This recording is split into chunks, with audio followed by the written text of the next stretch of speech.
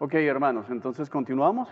Vamos a entrar en lo que es nuestra vista panorámica, cuáles son los temas principales, los pasajes principales de los cuales está hablando el libro del profeta Jeremías. Y entonces, igual que lo hemos venido haciendo, estaremos explicando qué significaba allí, trataremos de hacer algunas conexiones con la iglesia, con nosotros, porque recordemos que según Lucas 24, todo esto habla de Cristo, así que es importante recordar esas palabras. La importancia del Antiguo Testamento tiene que ver con su relevancia para nosotros el día de hoy, no son simplemente historias aisladas. Entonces, lo primero que vamos a ver es el llamado del profeta. El capítulo 1 nos habla del llamado. Recordemos que vamos a ver tres bloques, donde estamos hablando primero de profecías acerca de Judá, luego tenemos juicio a las naciones y luego tenemos la narrativa, la caída y la deportación. Entonces estamos en la primera parte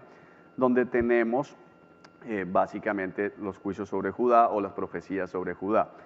Capítulo 1, el llamado de Jeremías. Entonces vamos a la escritura y vamos allí a ver en el versículo 4, 1 a 3 se nos habla cosas que ya vimos, quién era Jeremías, de dónde salió. Y en el capítulo 4 se nos dice, el Señor me dio el siguiente mensaje. Te conocía aún antes de haberte formado en el vientre de tu madre. Antes de que nacieras te aparté y te nombré profeta a las naciones. Entonces, un capítulo importante porque nos habla no solamente acerca del llamado de Jeremías, lo cual nos deja ver la soberanía de Dios, sino que es un capítulo que nos habla básicamente de la importancia de la vida, y creo que es algo importante, valga la redundancia, en un tiempo como el que nosotros estamos viviendo el día de hoy. ¿Por qué? Porque hoy vivimos en una generación que no considera la vida valiosa. Vivimos en una generación que le da más valor a los animales, más valor a las plantas, más valor a cualquier cosa por encima de la vida humana. Entonces, nosotros estamos viviendo en medio de una generación que, si un noticiero, si en las redes sociales muestran que alguien le dio una patada a un gato, lo cual está mal, es algo condenable, debemos proteger la creación, cuidar la creación, hay repudio total.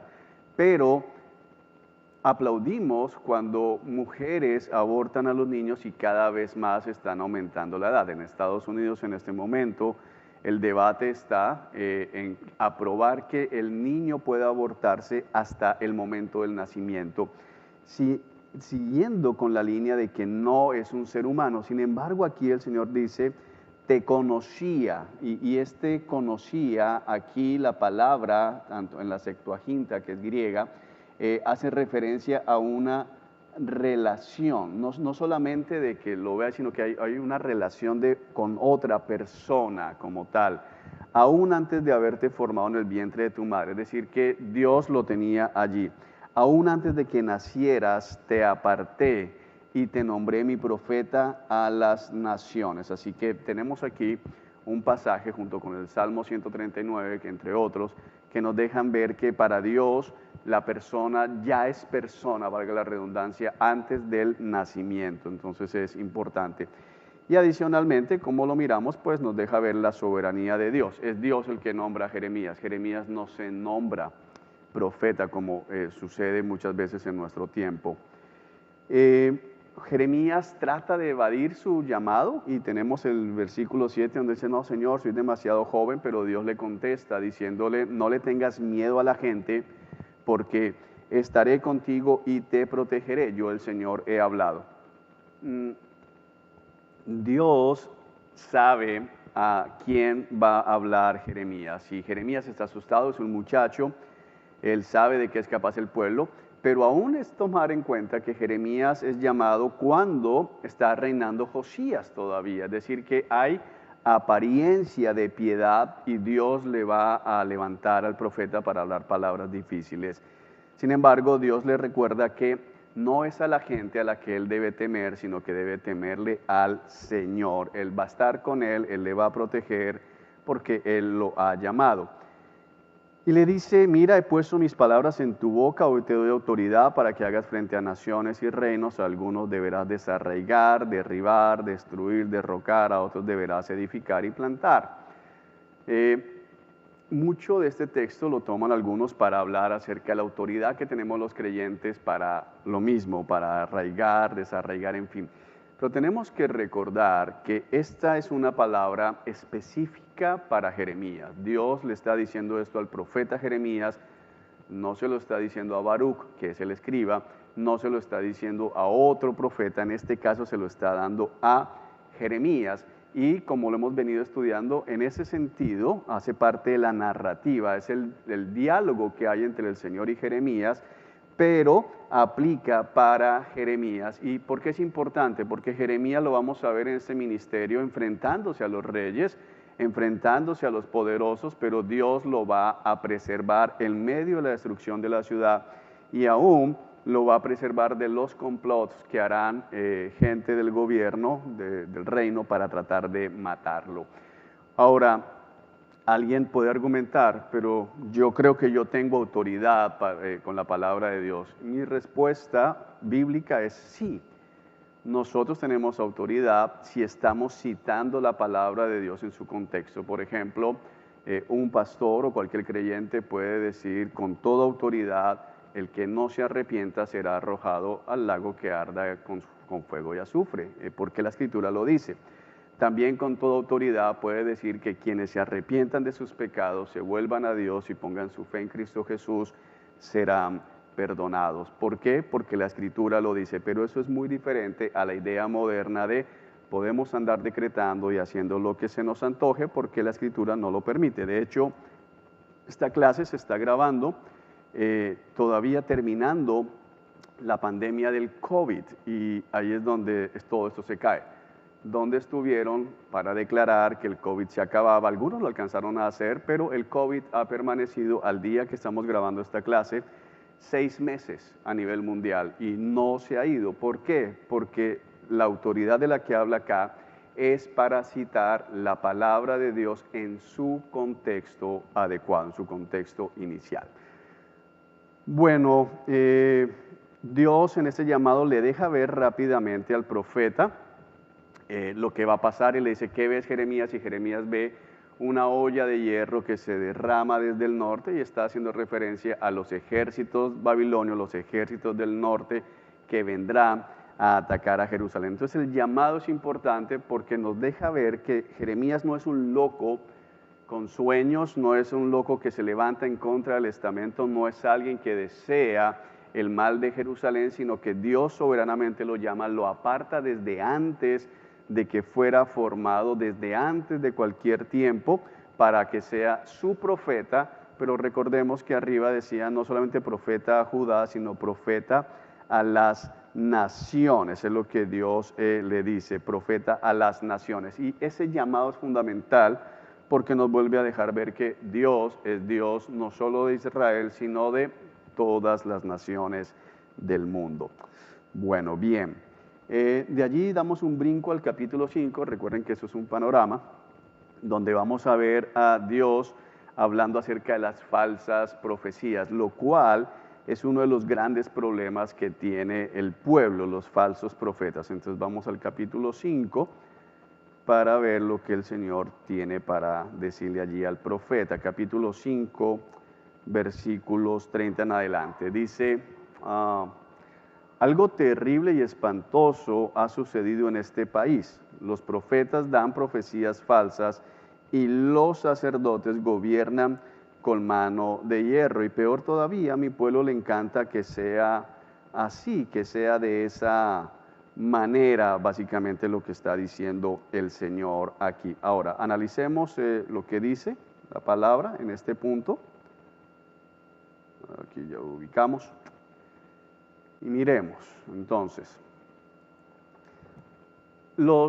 la queja del Señor en el capítulo 5 dice que algo terrible está pasando en la nación de Judá, en el reino de Judá. ¿Qué es lo que está pasando? ¿Qué es lo terrible? Tenemos 3 grupos, los profetas, los sacerdotes y el pueblo. Tenemos los 3 grupos que están aquí, profetas, sacerdotes y pueblo.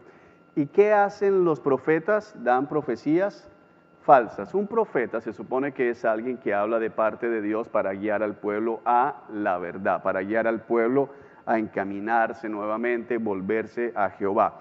Pero dice, los profetas dan profecías falsas. ¿Qué está diciendo? Que realmente no son profetas, son falsos profetas. ¿Y por qué es importante esto? Recuerden que el libro se escribe, como ya lo hemos venido estudiando, para los exiliados. Este libro está escrito para los que están exiliados allá en Babilonia. Y en Babilonia no hay reyes, no hay sacerdotes. ¿Qué es lo que hay en Babilonia? Profetas. Entonces Dios dice, hay falsos profetas.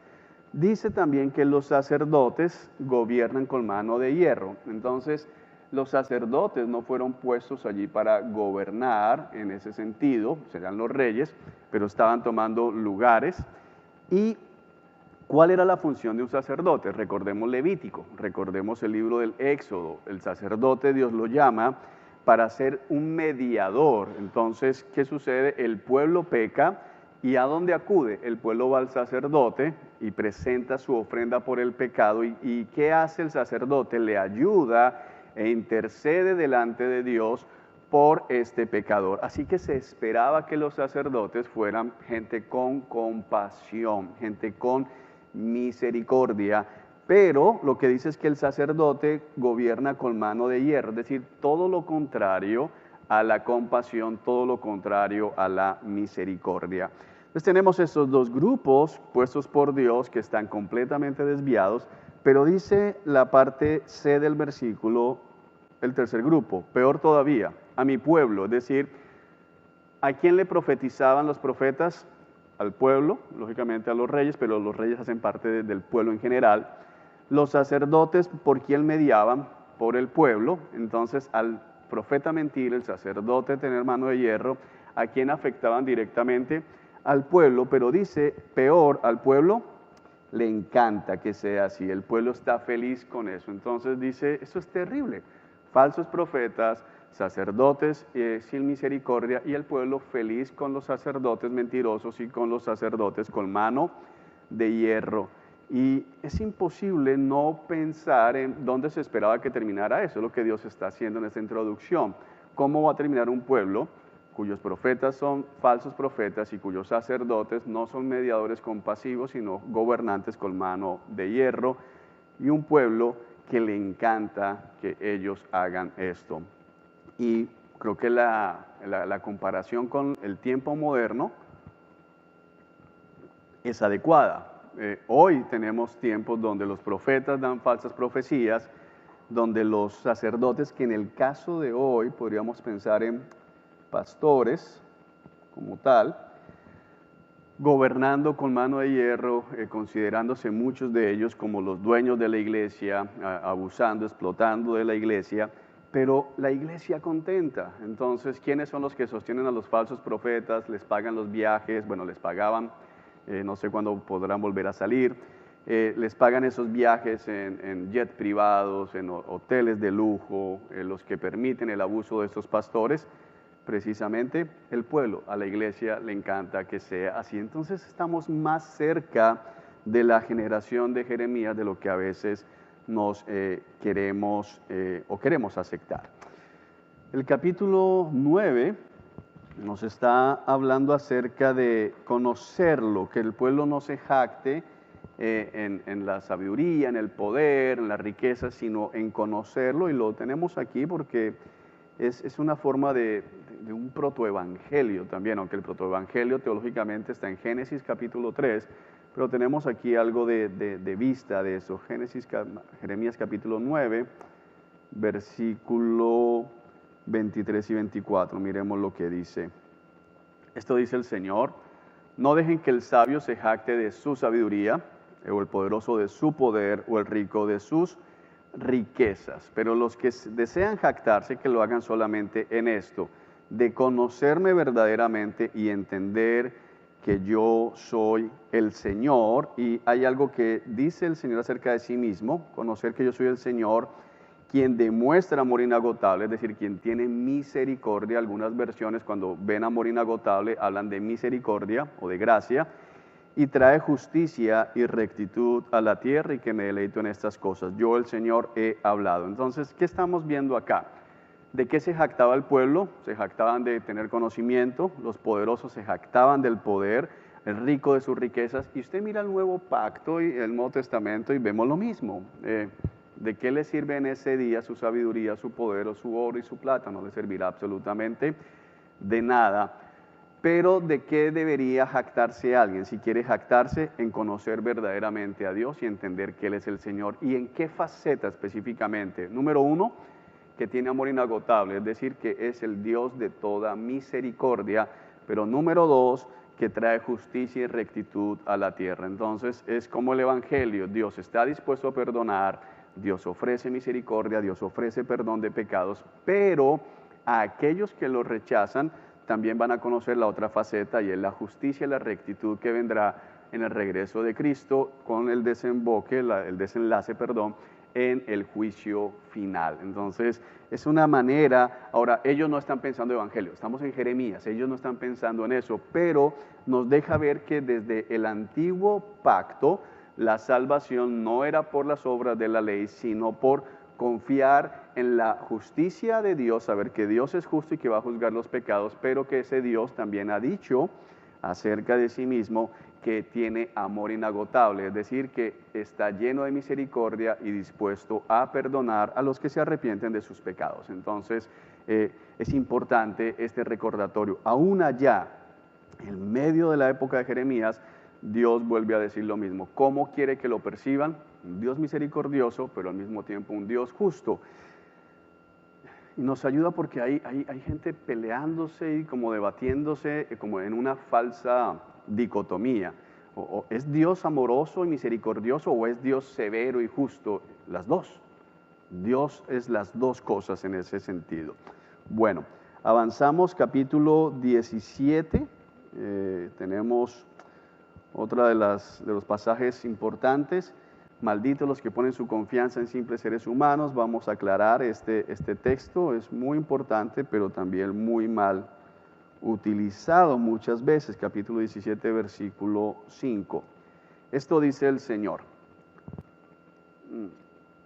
Malditos son los que ponen su confianza en simples seres humanos, que se apoyan en la fuerza humana y apartan el corazón del Señor. Son como los arbustos raquíticos del desierto, sin esperanza para el futuro. Vivirán en lugares desolados, en tierra despoblada y salada.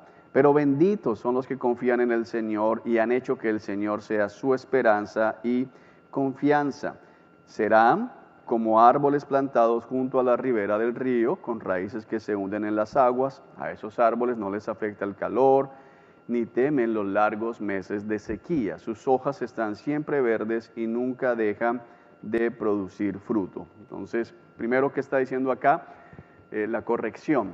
Yo he escuchado muchas veces este texto de Jeremías, gente diciendo, yo no confío en nadie. Entonces, viene a la iglesia y le dice a los pastores, yo no confío en ustedes, yo no confío en nadie aquí, yo no confío ni en mi esposa. Y aún en el verso de Proverbios que dice, no confíes ni siquiera en la que duerme a tu lado. Pero el punto de la confianza de Jeremías 17 no es el desconfiar de que todos están mintiendo, que todos son bandidos, que todos son mentirosos, que todos son ladrones, que todos están tramando algo, sino es la confianza para salvación, es en quién tengo mi esperanza de ayuda. Y en el contexto de Jeremías, ¿de qué está hablando específicamente al pueblo? Le está diciendo, malditos los que están confiando en Egipto. Malditos los que están confiando en contratar ejércitos de otras naciones para que los defiendan de Nabucodonosor. Malditos los que han puesto su confianza en sus riquezas, nos devolvemos al capítulo 9, en su sabiduría o en su poder. Entonces, eso es lo que está hablando aquí. ¿Por qué? Porque los seres humanos no tienen poder para salvar. Es en ese sentido, no es un llamado a vivir en la desconfianza absoluta, diciendo el Señor a Jeremías, no confíes en Baruch, porque tú no sabes si está escribiendo lo que le estás dictando. No, es un llamado a entender que están destinados a ser condenados, a morir, los que ponen su confianza para salvación en simples seres humanos. Por eso dice los que se apoyan en la fuerza humana y apartan el corazón del Señor, porque al poner la confianza en un ejército, en los caballos, poniendo otros textos, pero especialmente en otros ejércitos, están apartándose del Señor. La generación a la que Jeremías le habla es una generación que piensa que Dios los va a liberar como liberó a Ezequías. Pero hay una diferencia, cuando Ezequías y Jerusalén son liberados, Ezequías despliega las palabras del Rabsacés, usted lo recuerda, delante del Señor. La confianza de Ezequías está en el Señor en ese momento, no está en otros seres humanos. Y lógicamente da las promesas, la bendición para los que confían en el Señor y han hecho que el Señor sea su esperanza y su confianza. Entonces es como poner esto en el contexto. Luego tenemos aquí mismo, y en el mismo contexto, el versículo 9, que es un versículo clave para toda la Biblia. Es un versículo fundamental. La iglesia necesita recordar constantemente este texto. El corazón humano es lo más engañoso que hay y extremadamente perverso. ¿Quién realmente sabe qué tan malo es? Verso 10 se tiene que leer en conjunto. Pero yo, el Señor, investigo todos los corazones y examino las intenciones secretas. A todos les doy la debida recompensa según merecen sus acciones. Es decir, que Dios sí conoce lo que hay en el corazón humano. Dios sí conoce qué tan malo es el corazón. Ahora, ¿por qué es importante este texto?